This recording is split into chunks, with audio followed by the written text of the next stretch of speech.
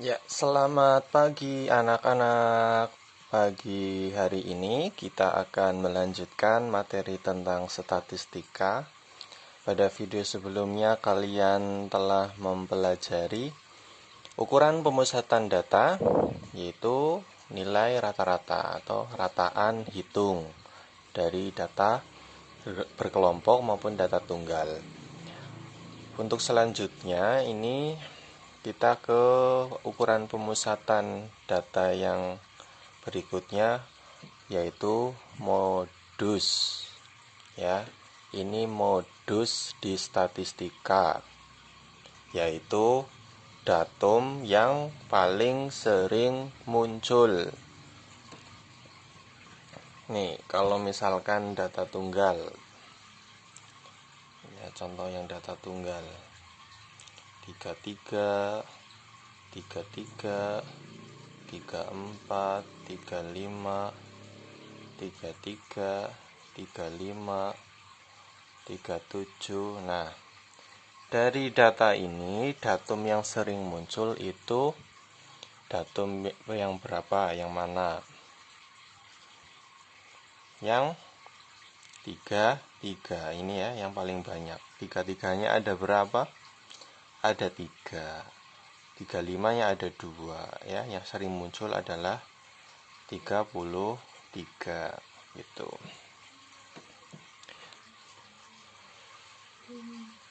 Ini kalau data tunggal. Lalu kalau data berkelompok, misalkan ya, ini ada data berkelompok.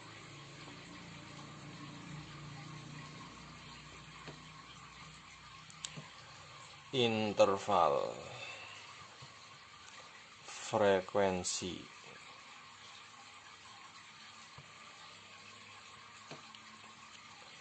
Interval frekuensi.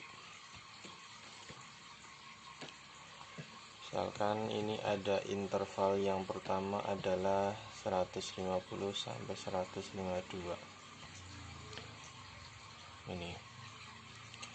Kemudian frekuensinya 8. 153 sampai 155.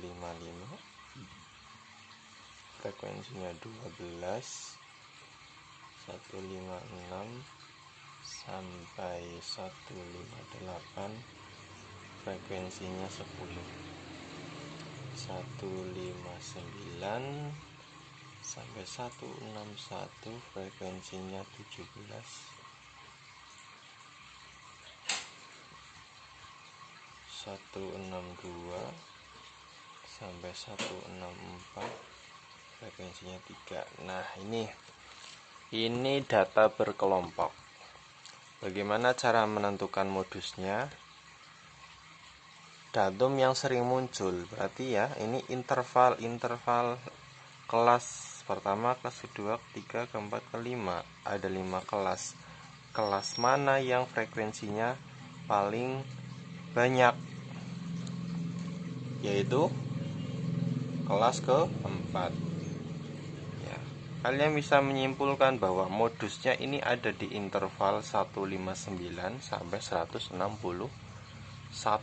karena frekuensinya ini yang paling banyak ya. Lalu berapa? Nah, ini kalian kan sudah mempelajari panjang kelas ya, panjang kelas nih. Panjang kelasnya di data ini berapa? 150 sampai 152. Ada 3 atau ini ya. Dikurangi ini 153 dikurangi 153.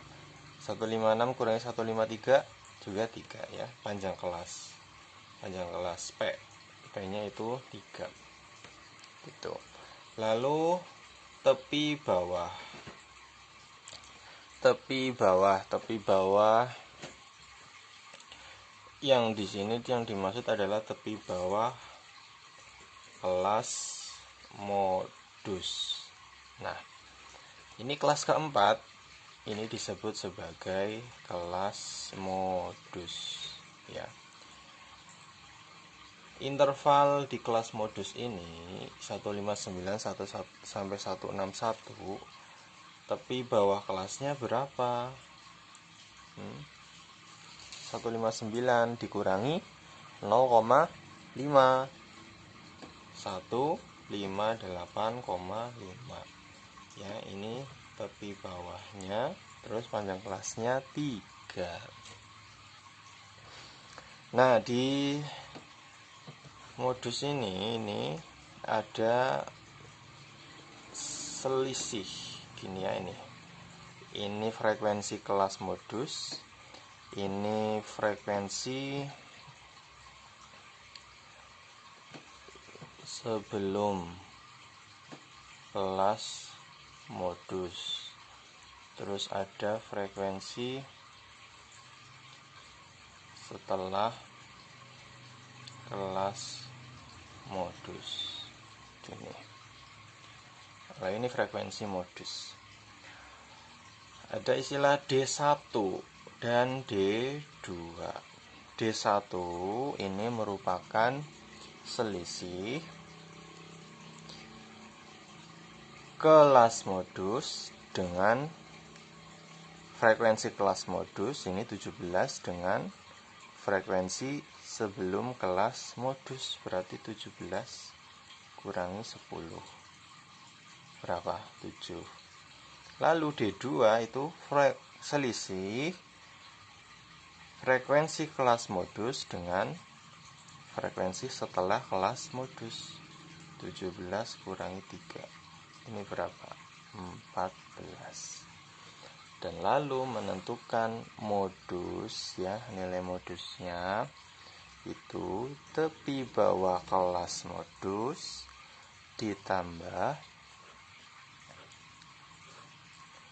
D1, ini D1 per D1 ditambah D2 kemudian dikali dengan panjang kelas.